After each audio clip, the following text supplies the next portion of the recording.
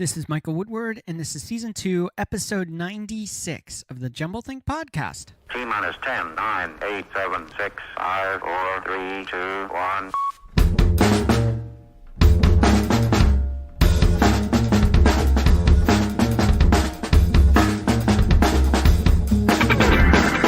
Welcome to the Jumble Think Podcast, where we interview amazing entrepreneurs about their journey of turning dreams and ideas into reality.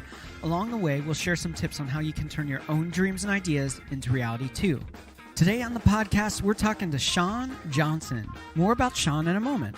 If you are new to the Jumble Think Podcast, or if you haven't already, head on over to wherever you like to listen to your podcast and subscribe to the Jumble Think Podcast. For iTunes and Apple Podcasts, go to jumblethink.com/iTunes.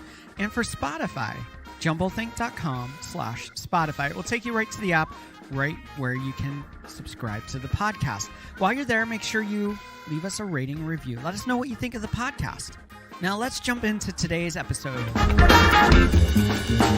Hey there, welcome to the Jumble Think Podcast. My name is Michael Woodward. I am your host.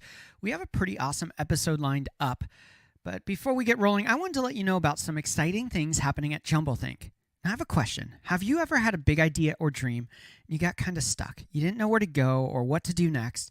And the dream and idea, it just sat on the shelf, never to be acted on. Well, we have a really cool event called Idea Camps coming up in October of 2019. We want you to be a part of it. We'll have great masterminds. We'll have keynote speakers. We'll have lots of breakout sessions and tons of fun along the way. But best of all, when you leave the event, you will have a roadmap for your future, a roadmap on how you can turn those dreams and ideas into reality. So head on over to jumblethink.com/ideacamps.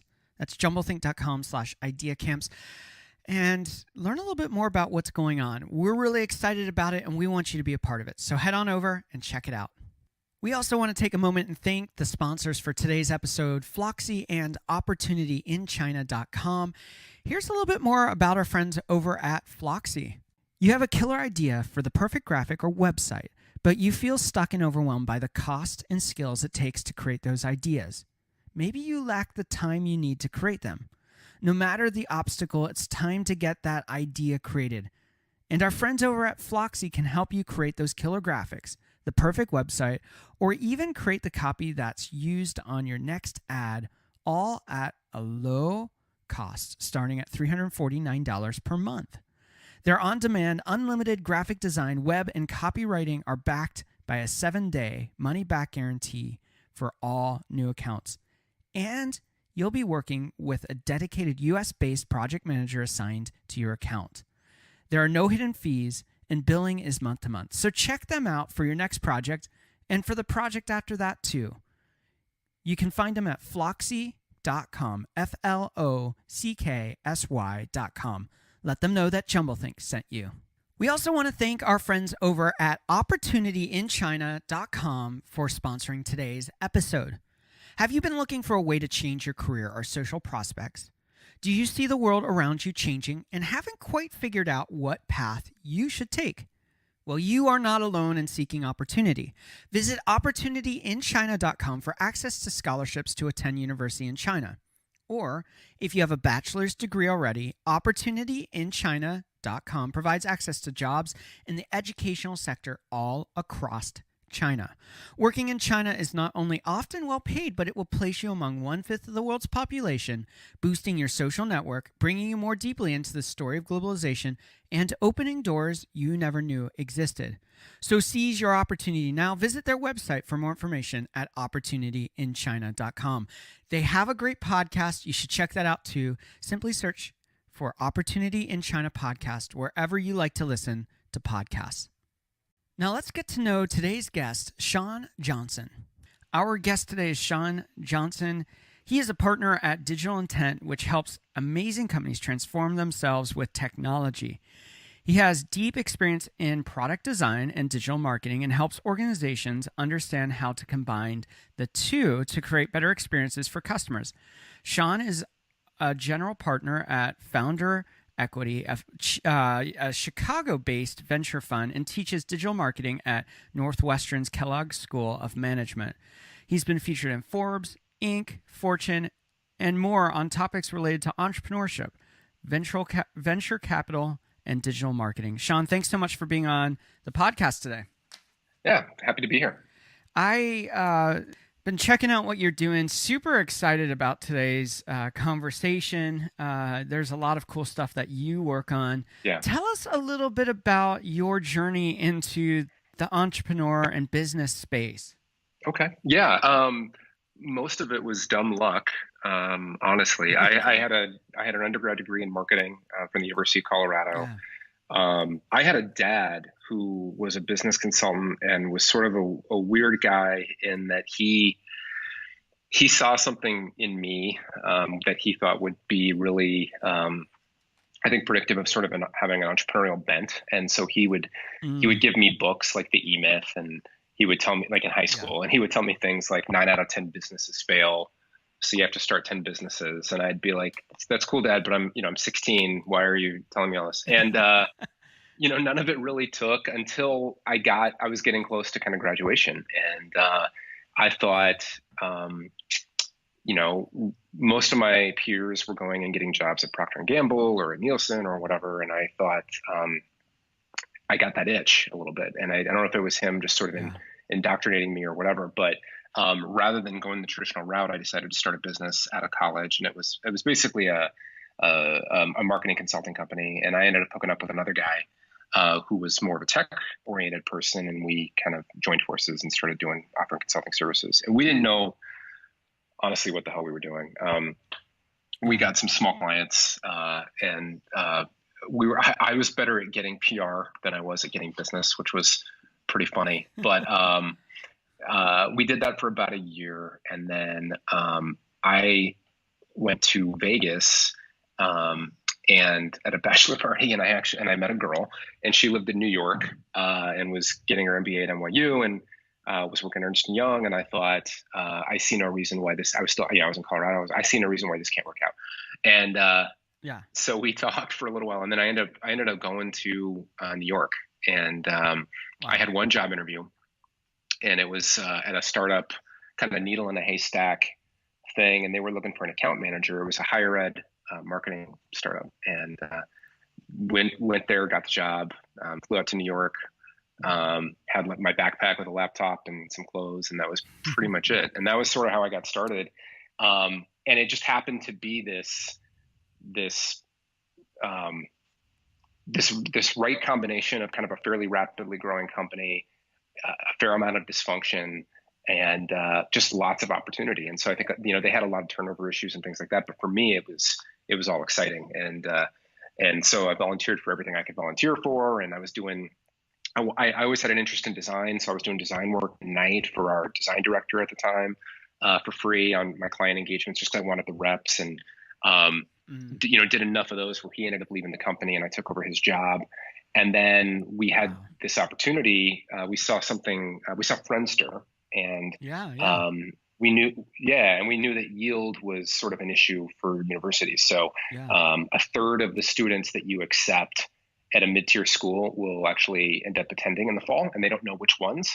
And so we thought if we could build a Friendster basically for incoming students, that they would, A, they would make more friends, and so they might be more likely to go there, and B, we would be collecting data in the interim and find out who the at-risk people were of attending, and they could theoretically intervene. And so we built this product, and ended up being on 300 or so campuses, and then the company got bought by a private equity firm that was doing kind of a roll-up. And so it was sort of a 3-year little, not a $1 billion rocket ship, but I mean, it was fun. And going from kind of being account manager to the creative director of the company, and in a really brief period of time, was a super, super fun experience. But again, it was just sort of honestly dumb luck. I met a girl, applied to a job on a Craigslist, and it just happened to be the right opportunity at the right time. Wow.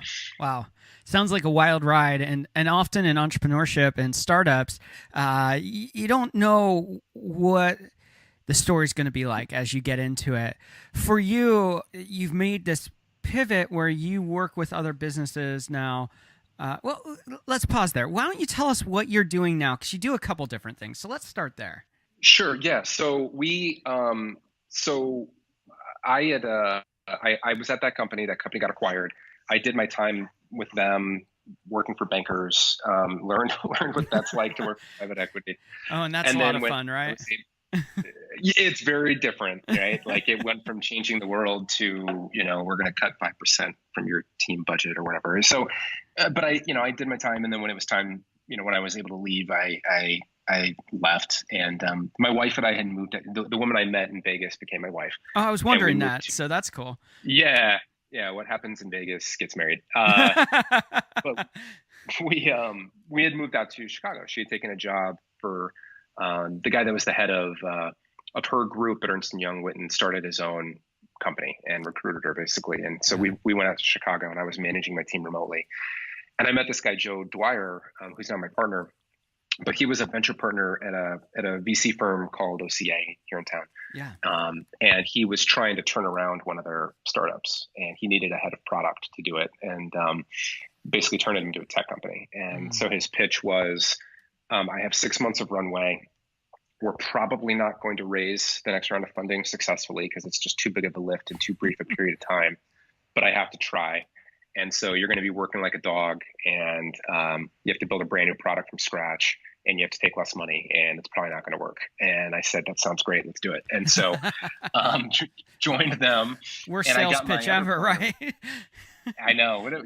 He caught me at the right time. And and I brought another guy out from New York, which is even crazier. I convinced him and his girlfriend at the time to move from New York to here to be the CTO. And so we built this white label, this basically eHarmony for jobs. It was one of those kinds of plays. And we built the product. We got 10,000 or so kind of beta candidates on the candidate side, and then 100 or so employers on the employer side. Learned a whole lot, learned about some of the challenges with building that type of business, but we were not able to raise that next round of funding in spite of our traction. I think with a different board, we might have actually, but it was, they had joined when it was a recruiting company basically. And it was, I think, a little bit too far out of their wheelhouse. But the long and the short of it was, we now had a product team located in Chicago. We had no product to build. And so we were like, well, what do we do? And we had, Joe had always had this idea for a alternative type of venture fund that provided a combination of cash and talent. And because he saw in VC land that, you raise, especially early stage, you raise a round of funding, almost all of that money gets allocated towards team members. Right. And if you make the wrong hire, it can be a huge problem for you. You hire the wrong CTO, you're not going to find out for 6 months. You have to, once you cut them, you're now scrambling to try to replace them, and you're almost out of runway. And so it's just really, really rough. And so he wanted to ultimately create a fund that could de-risk that for you by either allocating talent or by leveraging network to kind of inject talent, but also by giving them cash. But we needed a bigger team to do that. And so we decided to start a consulting business first. And we had put some feelers out with startups, and I ended up getting clients really, really quickly. And I turned out I really enjoyed the work. I mean, I had been through the startup meat grinder a couple of times, and we were getting ready to have our first kid, and the idea of you sleeping under the desk and eating ramen noodles and all that kind of stuff like was a little bit less appealing. Yeah. And you got the intellectual curiosity of being able to work with multiple clients and multiple domains and all that kind of stuff. So we were building up this team so that we could ultimately start doing some investing and kind of execute on this venture approach.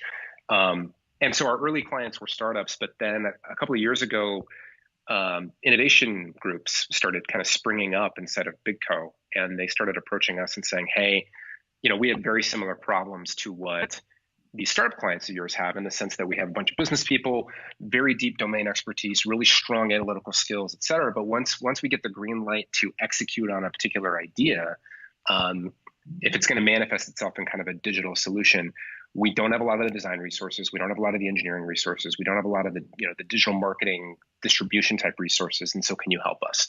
And we said sure, and started doing more and more of that. And so what ended up happening was, we built the consulting business targeting startups. We built the venture fund.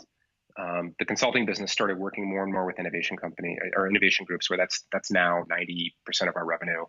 And so that's sort of where we are now. I mean, we do these types of innovation engagements with enterprise companies, and then I have this other hat that I put on. That's a VC, and we've done 10 deals so far in fund number one.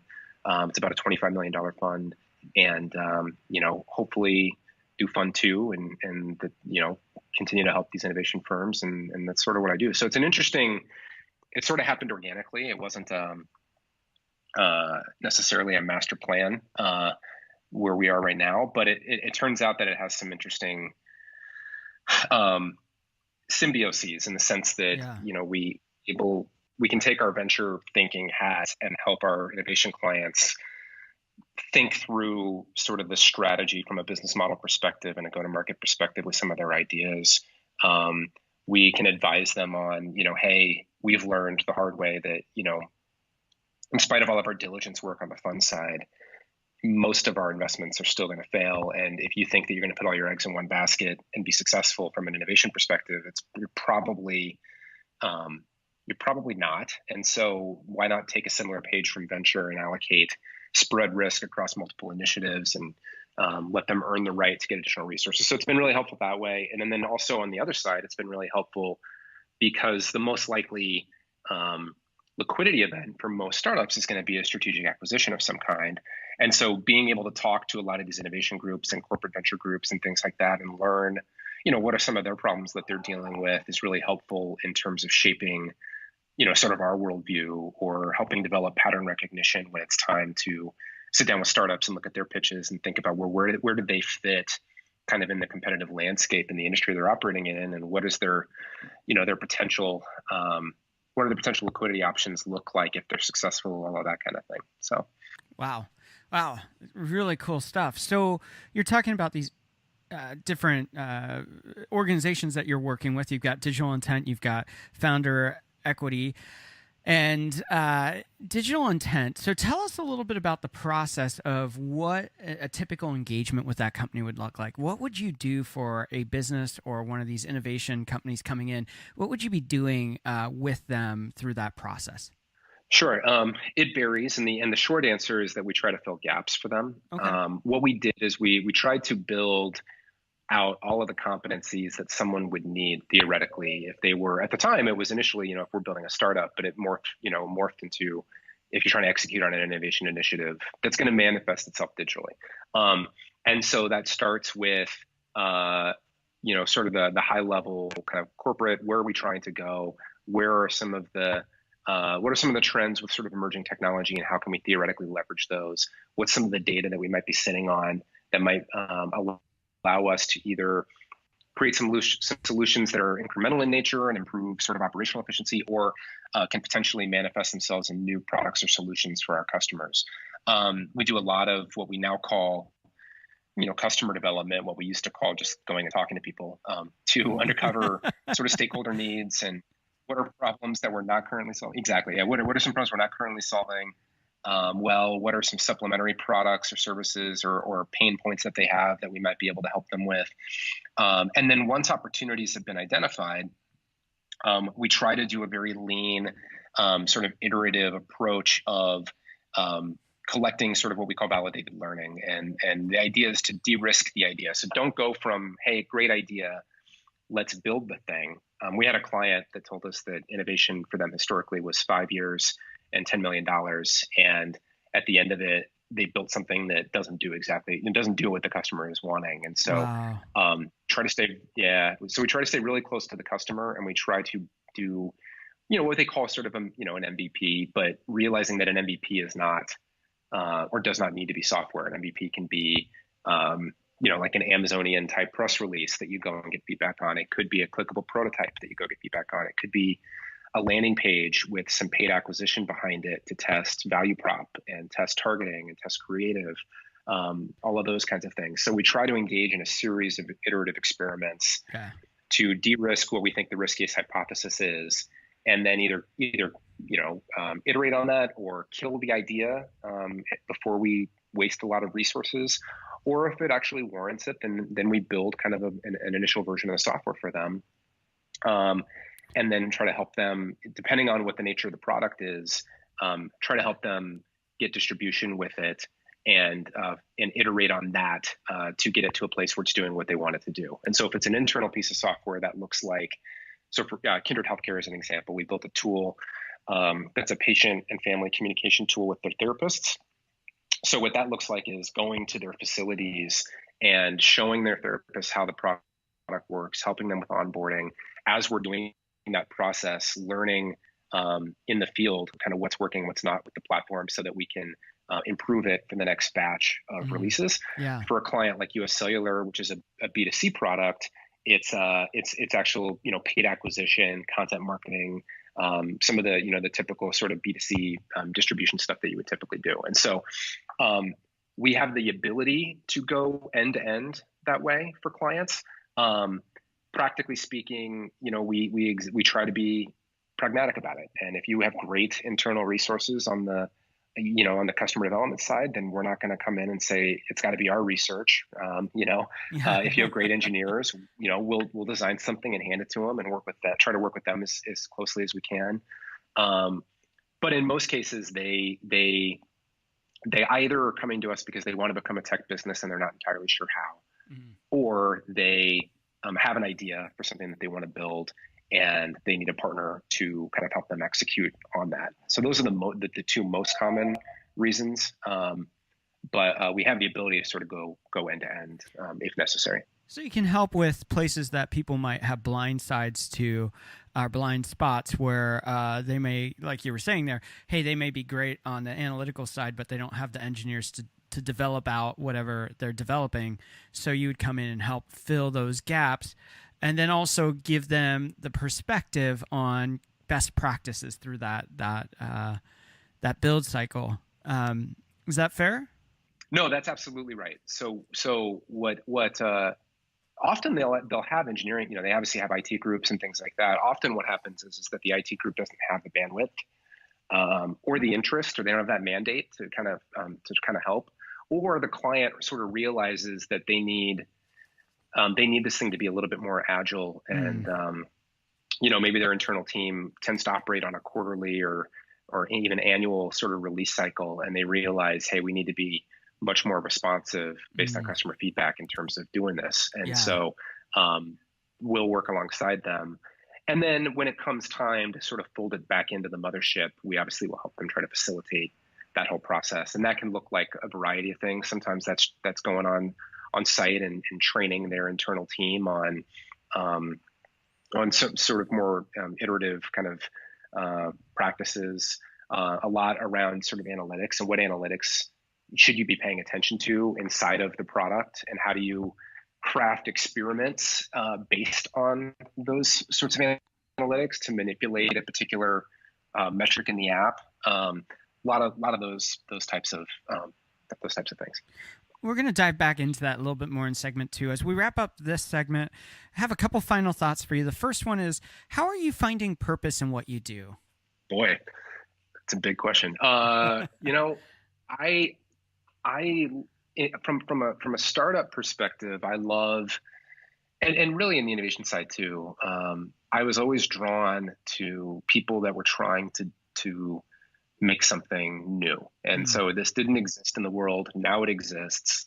And if it's successful, it can materially help a whole bunch of people. So, that Kindred example, mom has a stroke. I'm in Buffalo. She's in Chicago, and I have zero visibility into what's going on. And that's a super nerve-wracking time for them to be able to build a solution where now the therapist is able to communicate with them. I mean, it sounds simple, but, and I've, going on site visits and things like that, I've seen it firsthand in terms of their level of appreciation for being able to, kind of have a degree of visibility that they might not have previously been able to have is really, really neat. And so being able to work on things like that, where it's accomplishing business objectives, it's satisfying stakeholder needs, the end user is happy, and that as these things become successful and as you kind of try to scale that thing out, like you're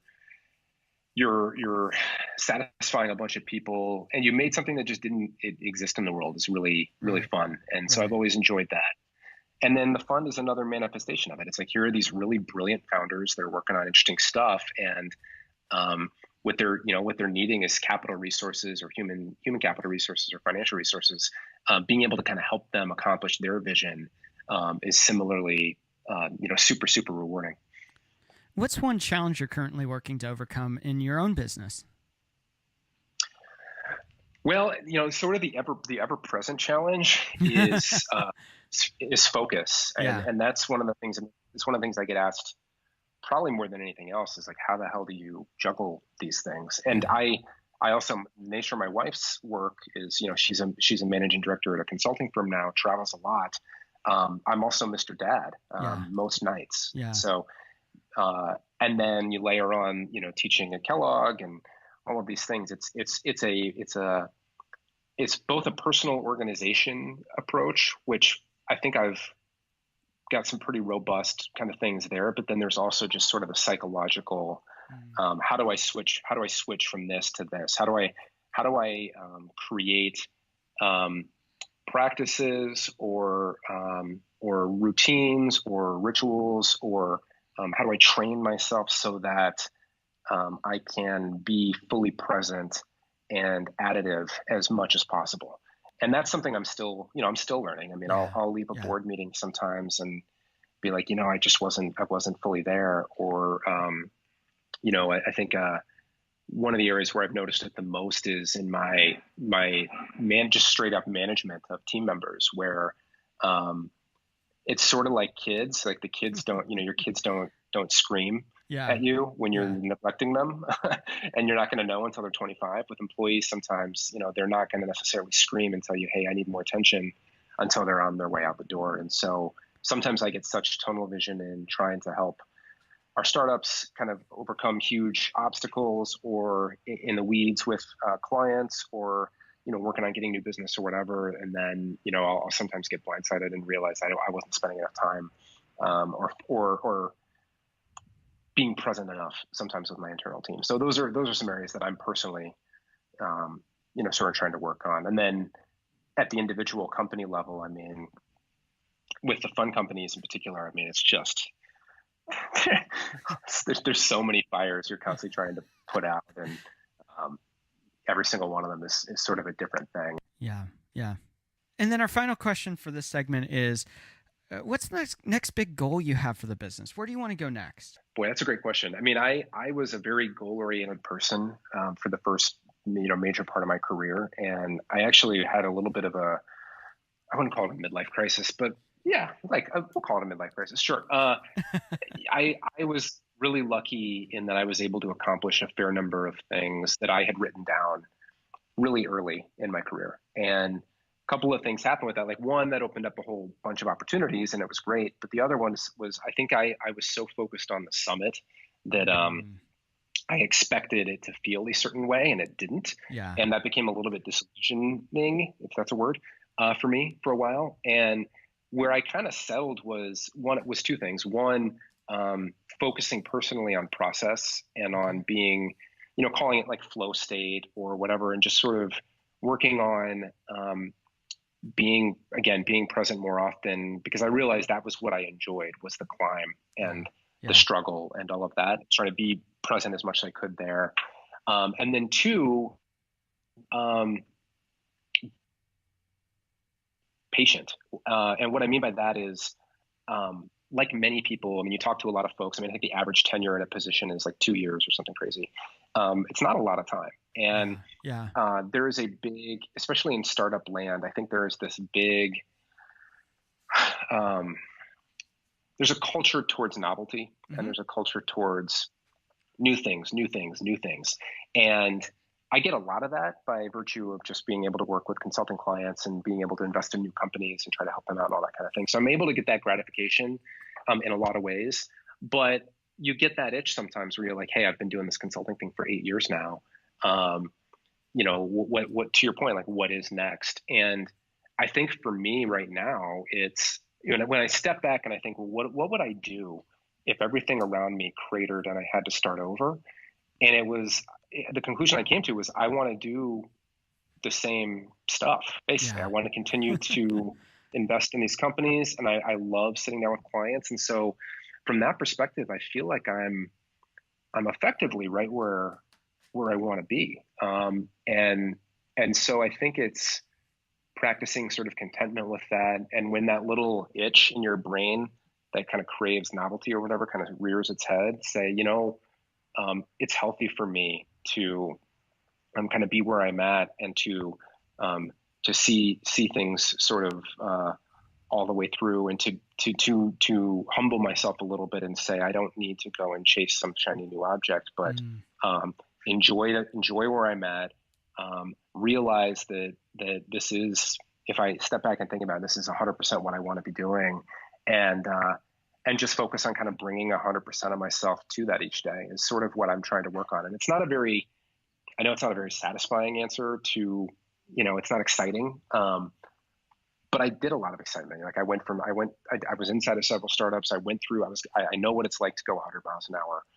I know what it's like to kind of flit from thing to thing to thing. I think that what my life needs, what my family needs, what my soul needs right now is like go deep and focus presence and focus on contentment and all of that kind of stuff, and just realize that what I'm doing is already super fun, and I want to keep doing it. That's super, super cool. In a moment, we'll be back with Sean Johnson to go so much deeper into the conversation of innovation, what their business is doing, and just chatting about this world of digital technology. We want to take a moment and thank today's sponsor, Flocksy. Here's a little bit more about them. Flocksy is your unlimited graphic design, web development, and copywriting team. It's time to stop thinking about those ideas, the next killer graphic, the next perfect website, the perfect copy for your ads, and start getting them created. Their plans start at $349 a month. No hidden fees, month-to-month billing, and you can cancel at any time. So for all of your web development, copywriting, and graphic designs, make sure you check out Flocksy at flocksy.com. That's FLOCKSY.com. Now let's return to our conversation with Sean Johnson of Digital Intent. We are back with Sean Johnson for segment 2. We're going so much deeper into this. Sean, before we get rolling, how can people find and connect with you? So I'm on Twitter probably most often. So @intentionally is my Twitter handle, or they can email me at sean.johnson@gmail. Or if they're interested in digital intent, it's digintent.com or founderequity.com on the fund side. And we'll put those links in the episode notes. You have some cool stuff going on that's a little off the radar. I want to make sure that we mention them because I think they're just really killer. You have a monthly digest people can subscribe to on Digital Intent's website. Tell us a little bit about that. Yeah, so our team, it takes various forms, kind of depending, but I mean, our team is very curious. And so they try to, we're constantly sharing what I would call sort of curated content inside of our, we use Slack as kind of our internal communication tool. And so some of the stuff that we think is kind of most interesting or most compelling, even if it's not us that created it, we try to share that through that newsletter. It's taken various forms over the years. I mean, we had a period where we were trying to kind of go deep on particular themes. I felt like we were reaching on that, and it didn't. I thought that the best content was kind of happening organically, and not trying to force the team to say, "All right, hey, everybody, we're doing augmented reality this month, so only read articles related to that." That wasn't super helpful. So, and then obviously, as we put out something that we think is potentially worth reading or listening to, we'll obviously talk a little bit about that as well. And you recently launched a podcast called the Disruptors Podcast. It's pretty cool stuff. Yeah. Tell us about that too.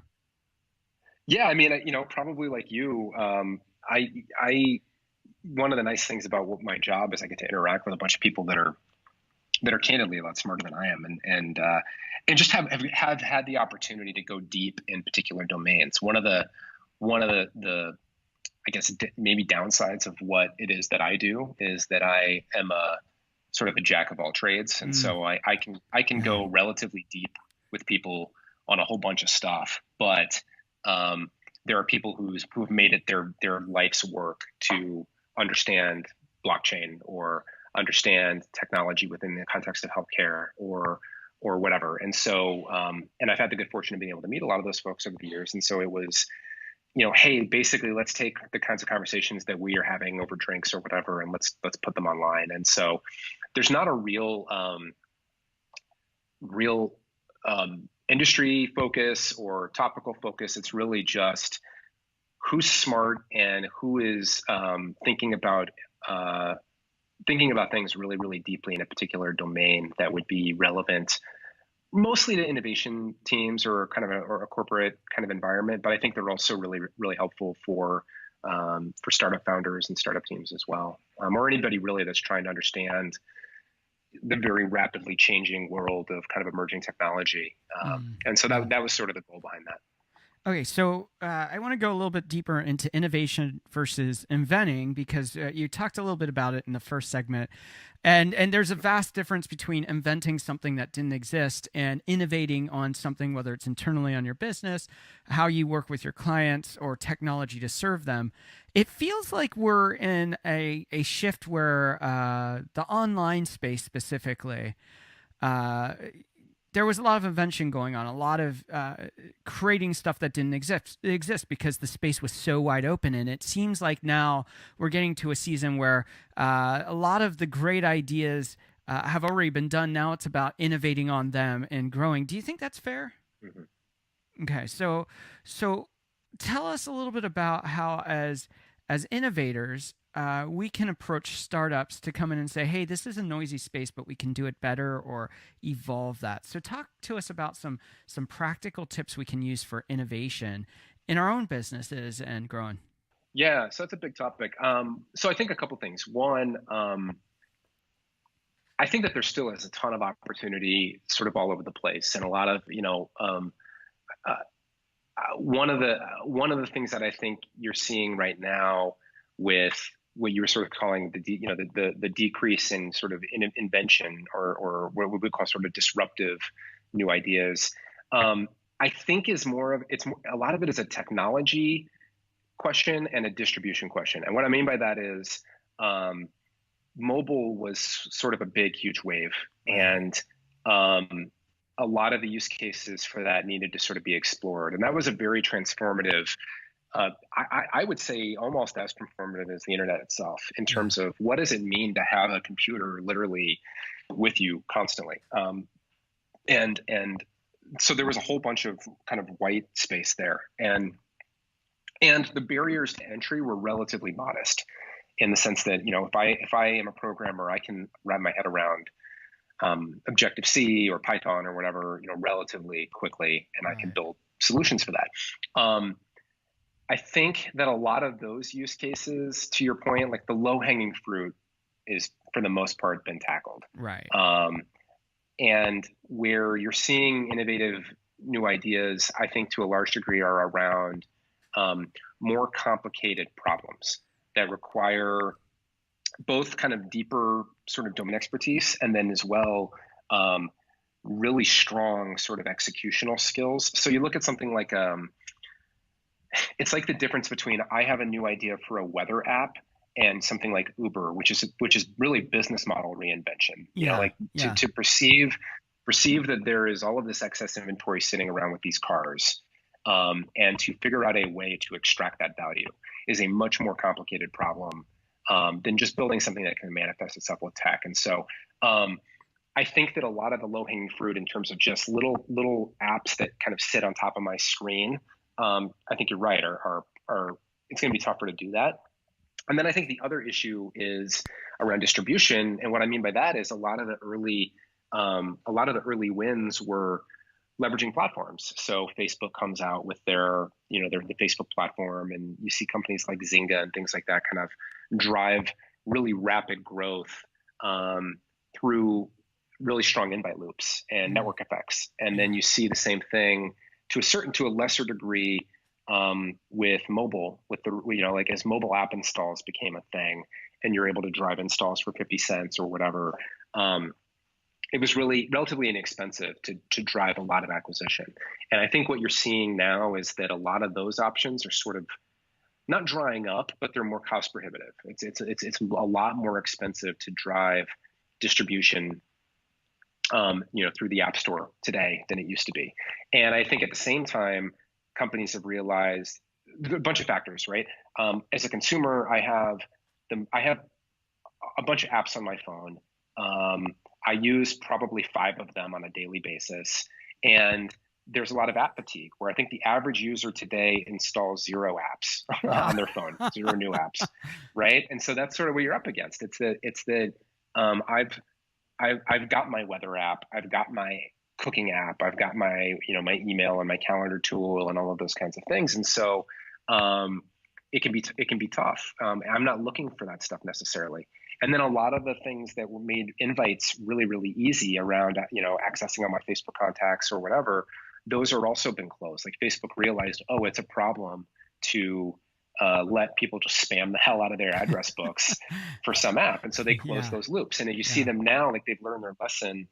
A year ago, chatbots were a big kind of a big conversation point, and it's been interesting. A lot of the focus right now on why those things haven't taken off more has been around the limitations around the tech in terms of being able to have like a real robust conversation. Right. I don't necessarily think it's a bigger problem. I think the bigger problem is it's a distribution problem, because Facebook has figured out that they wanted to learn from their mistakes, and it's relatively hard to get somebody to find out about my chatbot, to install it. And then there are not real great natural hooks for me to bring you back in, because again, they wanted to limit the amount of times that I can prompt you unsolicited to re-engage. There are real limited hooks around referrals, so my ability to get you to invite your friends to engage inside of this modality is really hard. And you see the same things like with voice interfaces. Everybody's making a big push into voice, but again, discoverability of new skills on Alexa is really hard, right? And there's limitations around Alexa prompting you, without you have to initiate it every single time. And so if you think about like me adopting a new product a lot of it's about behavior change. Yeah. The natural triggers that you can use to increase the likelihood that somebody adopts is really hard. And so I think that what we're seeing right now is a combination of the real low-hanging fruit from an app perspective is probably for the most part gone, to your point. Distribution is a lot harder. And then the last thing is the real emerging stuff is around data and leveraging data. And one, there aren't nearly as many people that have the skills for data science as there are that can do just sort of general application programming. And then 2, you have to train those algorithms. Like the algorithms themselves are relatively simple. It's getting enough data to train the algorithm to recognize good inputs from bad inputs or whatever. And there's a huge incumbents advantage there, because they're the ones that are for the most part sitting on top of the real valuable data that you can do all kinds of stuff with. And so as a startup, it can be really hard to get access to the kinds of data that you would need to get to build a really robust, sort of machine learning based product. So I think those are some of the things that I'm seeing, at least in terms of why you're not seeing quite the same pace as maybe you used to. Well, how do we navigate that as people in the tech space, or even outside the tech space in the larger startup space, when so much of the system is now stacked against true innovation, true invention? I mean, Facebook doesn't want you to play outside of their sandbox. Let's just be honest. That's how they make their money. Sure. So they don't want you to leverage their platform for your own growth. They want you to be a part of their platform and grow with them. So when so many of these systems are set up against us to succeed when we're trying to innovate and do really cool stuff, how do we navigate that when so many people are conditioned to be like, hey, these are the 5 apps I always use. This is how I always work. And they don't even know to ask different questions. How do we navigate that? I think a couple of things. I think that if you're just sort of obsessively focused on building a great product, I think that you can still sort of break through the noise. And I think Slack is a really great example. I mean, obviously it had network effects sort of baked into it because it's like a fax machine. It's only really useful if I get my whole team to use it. But I wouldn't have used it, and I wouldn't have invited my friends if it wasn't a delightful experience. And a lot of people would have said probably 3 years ago that I don't need Office Chat. There was Yammer, there was Skype, there were a bunch of tools, right? And those guys came in and said, no, we think that we have a legitimately superior experience. I have a call later today with a startup called Superhuman, which is an email client. They're super cool. They just launched recently. They've been in development for a long time. Exactly. And a year ago, if you would have said, hey, Sean, you're going to seriously consider starting to spend $30 a month on an email client, right? That you can get for free, I would have said you're insane. But right, they figured out a novel way to solve that problem and to deal with some particular use cases. So I think obsessive focus on product is important, and I do think the bar for delivering really great software is a little bit higher.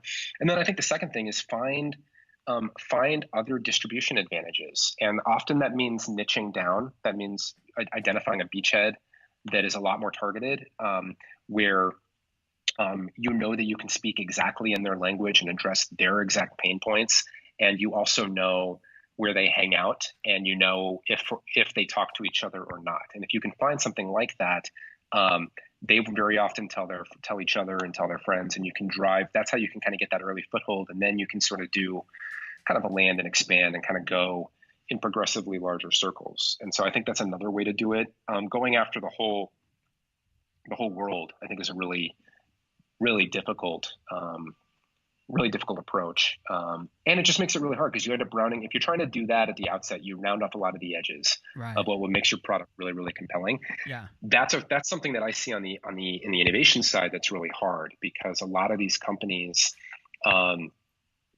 they're used to thinking in terms of financial kind of accounting, and success for them is like, I need to see a legit ROI that's a meaningful dent in a relatively short order. And it just sort of ignores the reality that most compelling startups don't look like that. I mean, like, you look at something like an Airbnb. Airbnb looked like an insane idea in the beginning, and then it looked like a slightly less insane idea, but it was like this little cottage thing that was going to be a big deal. Now they have more distribution. They have more inventory than any other hotel chain in the world. Right. But that happens over an 8-year period of time, not an 18-month period of time.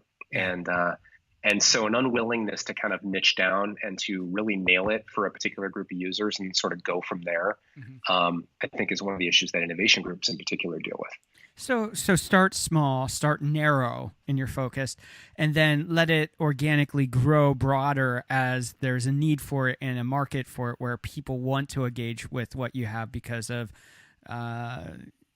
they have a friend that is in that space already, and their friends like, you gotta get on the bandwagon here. Yeah, and find a unique distribution advantage. Be obsessively focused on the product and staying really close to the customer and truly delighting them. And then I think the last thing is try to find a novel business model. I mean, I think that there are still opportunities for white space there in terms of how are customers used to paying for something or not. And just by simply providing a different approach, that can sometimes kind of jar people and have a conversation. And then, using Superhuman again as an example, you can go both ways with it, right? Like, you could go from an enterprise, here's $100,000 annual license, to a SaaS, per seat, month to month kind of thing. That's one way to do it. Right. Superhuman is going from free to paid. Yeah. And that's in itself its own sort of novelty, where you're like, why in the world is this thing good enough that all of these people are spending $30 a month for this? I need to find out why, right? Yeah. And so that's its own form of compelling. Right. So yeah, that makes complete sense. One of the things you're passionate about is data. I know that you love data. I love data from the web space that I work in.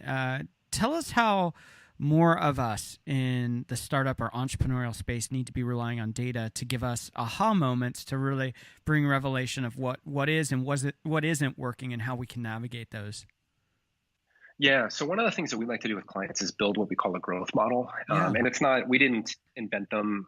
We first heard about it from Brian Balfour, but the basic idea is take your product and break it down into activation, retention, referral, and revenue. And what are all of the levers within those that you can theoretically manipulate? So for example, activation involves registration, but it also involves onboarding. And how do I get somebody to that that aha moment where the light bulb goes on for them and they can see how I can bake this product into my life?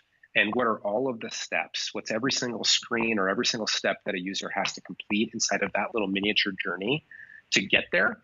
And then what are some experiments that we can run to manipulate each one of those variables, right? So if I can, let's say I have a 4-step process in in a registration and onboarding flow, relatively modest increases can have a huge impact. So, we had a teardown for a client last year, which I think had a 4-step process. We did roughly an average of like a 6% increase at each step. And the net effect of that was a 74% increase in activated users, which is huge. Yeah, massive. When especially as a startup, when you're resource constrained, dumping more money in the top is not always possible. And even if it is possible, it's not always advisable. And there's often much more low-hanging fruit kind of inside of the product itself. So what we try to advocate is look at the qualitative, break it out into every single discrete step. From a retention perspective, look at in-app data and see which activities are predictive of long-term retention, and then potentially roll those back into your activation flow. So figure out what are the best features of the product that lead to the highest value users, and re-architect your onboarding flow to kind of make that more likely to happen. Obviously, referral, if to the degree that you can generate any sort of virality or any sort of referral mechanism is obviously better. It drives down your acquisition costs. So again, what's every single step of that process? How can we increase the number of invites that get sent? How can we increase the click-through rate on the email or the text message? Do we design an onboarding flow that's different for those people than people that come in through the main website? All of those kinds of things. So that's what we try to advocate for, is build as robust a model as you can.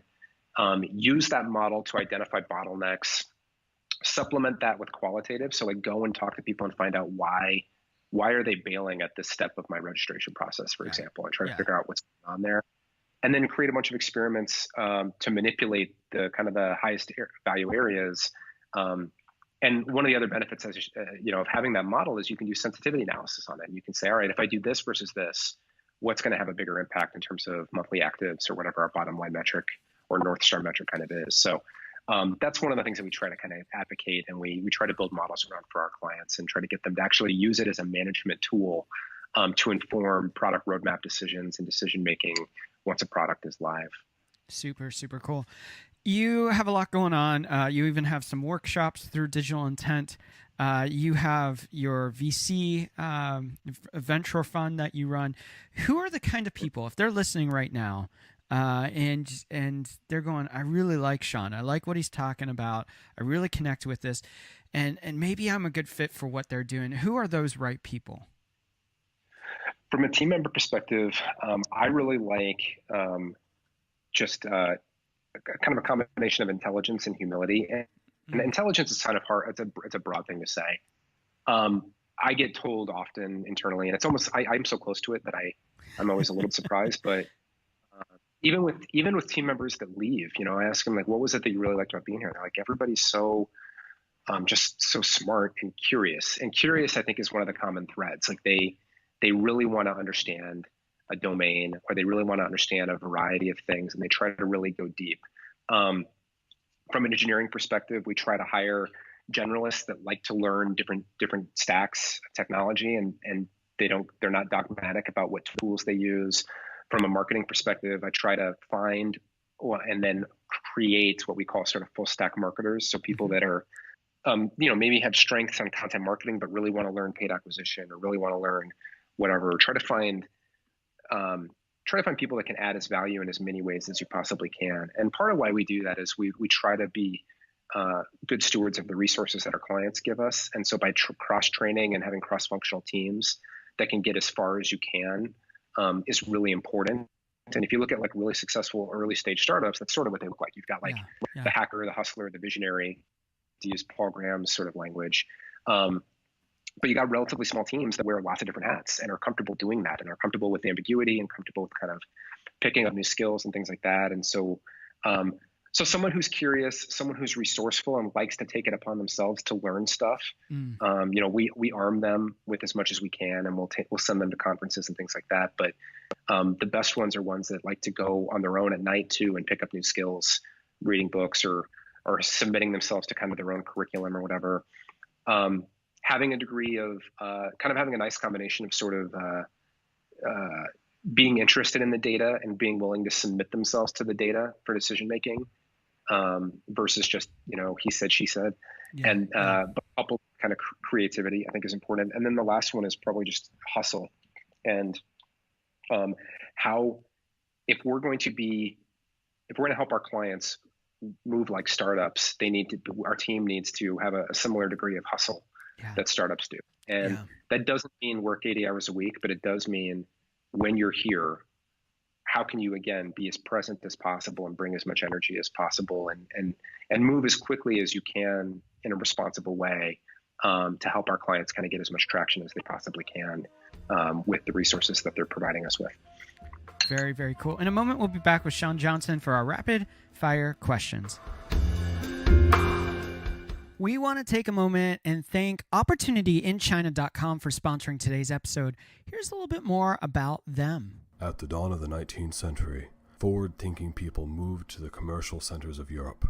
Moving into the 20th century, America welcomed millions into the land of freedom and opportunity. It is now the 21st century. Many of the successes and fortunes of our generations will be made in China.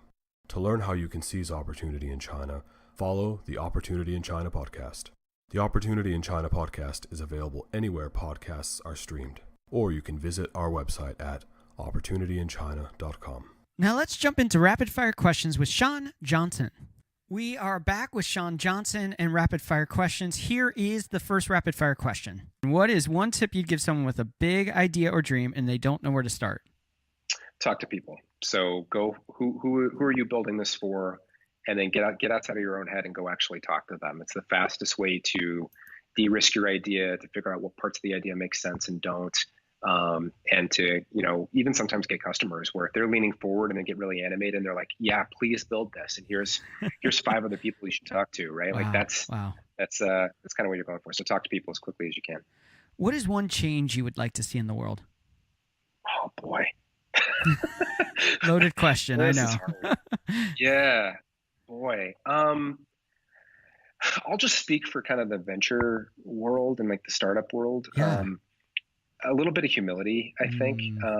There's this narrative around make a dent in the universe, and I get why they do it, but it's a narrative that doesn't speak to many people. And if you're employee number 100 at a startup, it doesn't really speak to you.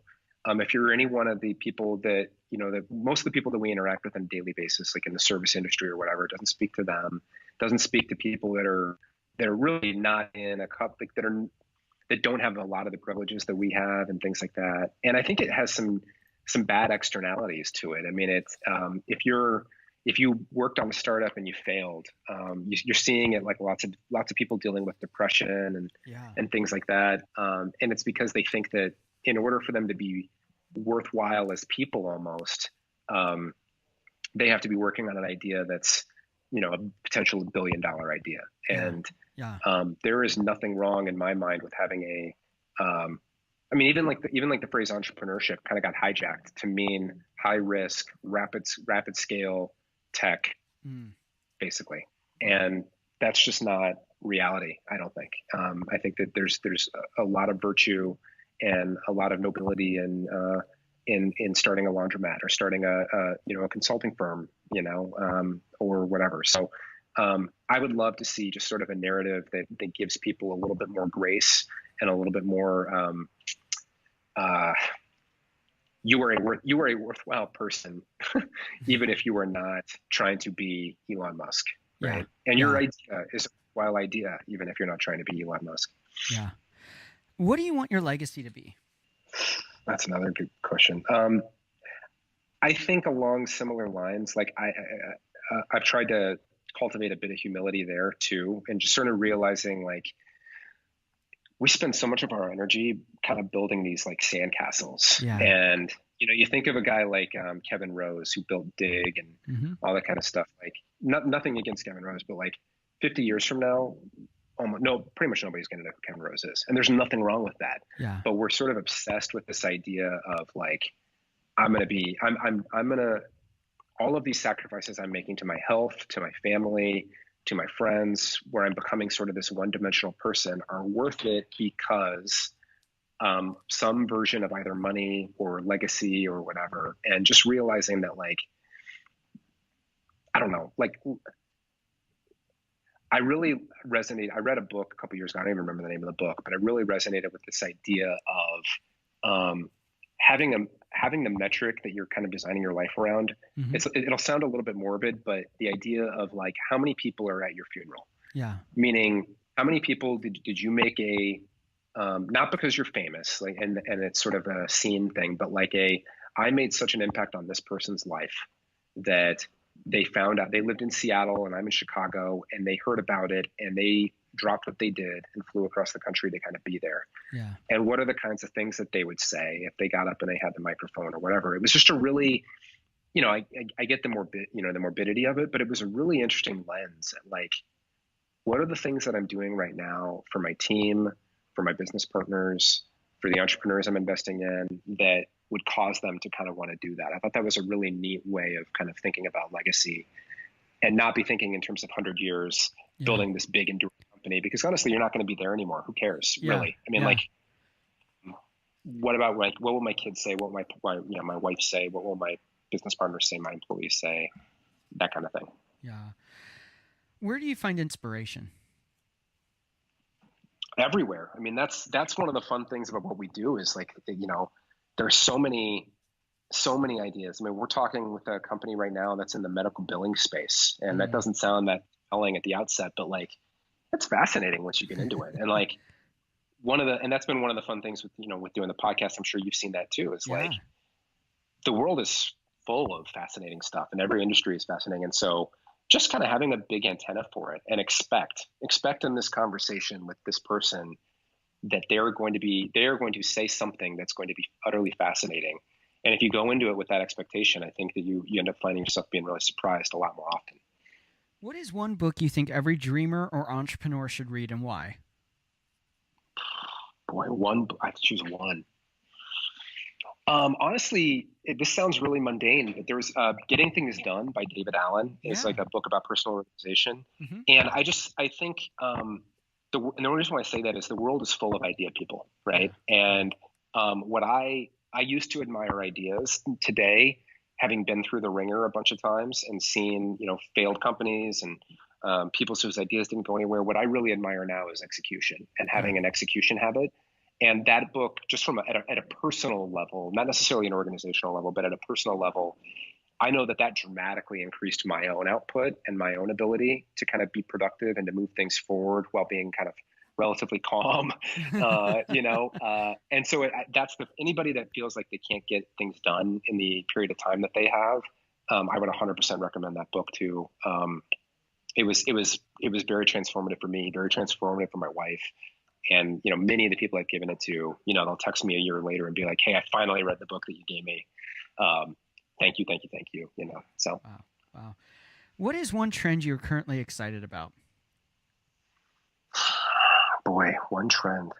So it's like, obviously everybody kind of got onto the crypto hype train, like especially, December last year. Guilty. And then, right. Well, yeah. And I think for a lot of people, they're sort of in that trough of disillusionment right now. Oh yeah. Not realizing that it's done this many times before. I think that it's just one of those like epoch things where maybe nothing happens, maybe nothing comes of it, but if it does, it's so utterly transformational. Yeah.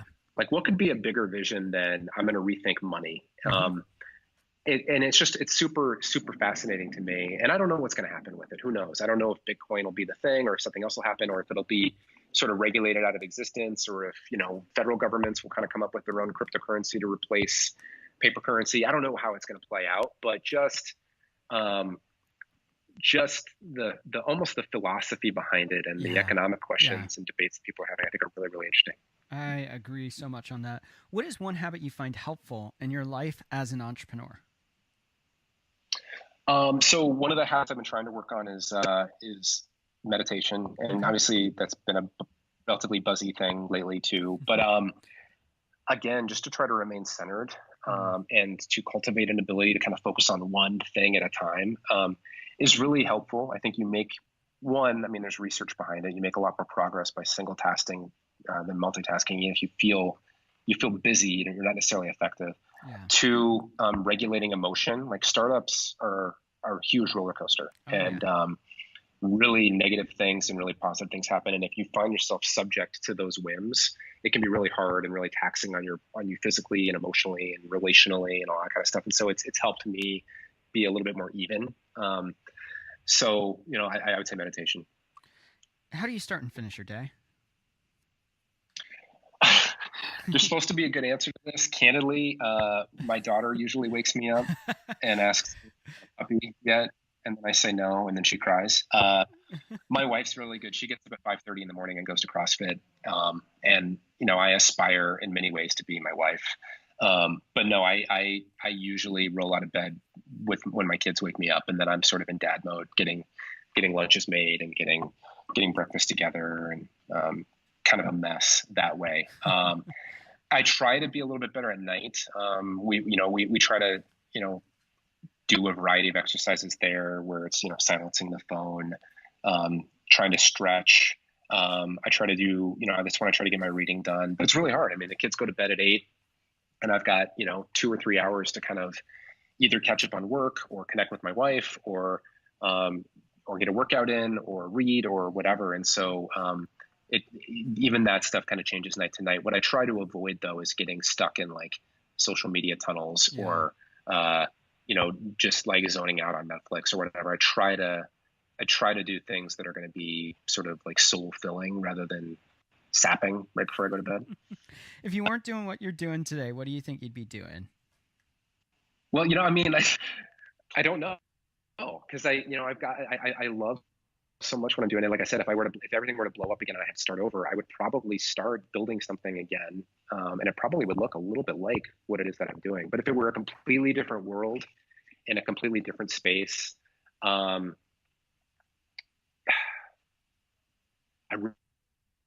really don't know. I mean, I love cooking, but I don't think I could ever see myself being a chef. I think it would ruin it, the joy. Yes. That's a great question. I really enjoy teaching. I mean, teaching at Kellogg has been awesome. So maybe it would be being a professor full time. That's a good question. I don't know. Some version of what I'm doing. I would have a hard time sitting still. So I would probably find something similar to what I'm doing now.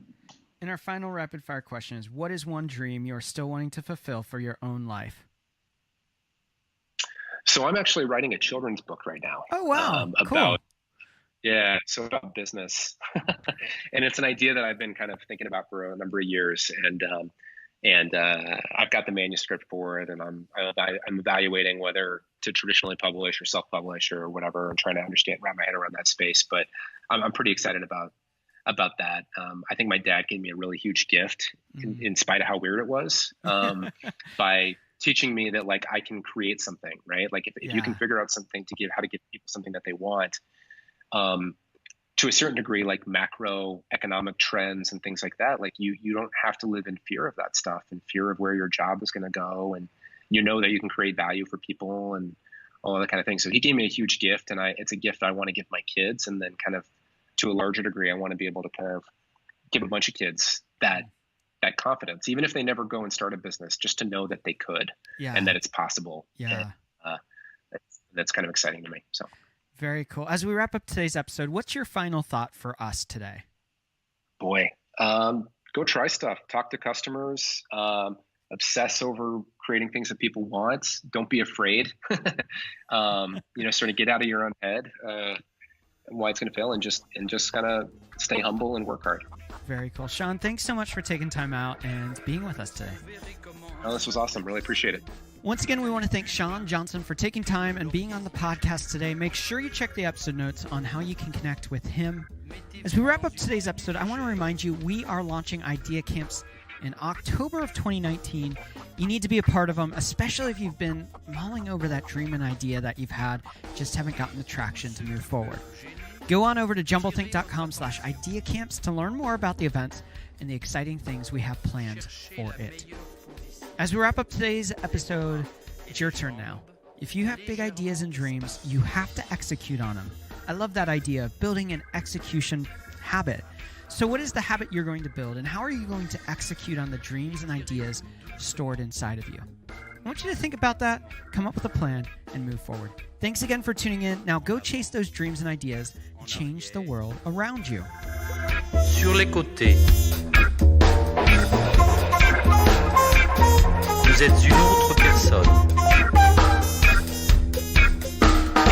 Les mères de famille, les enfants peuvent également prendre un moment revitalisant. Dans quelques mois, lorsque vous aurez bien saisi la technique et que vous serez maître de votre corps, vous pourrez vous décontracter même en travaillant.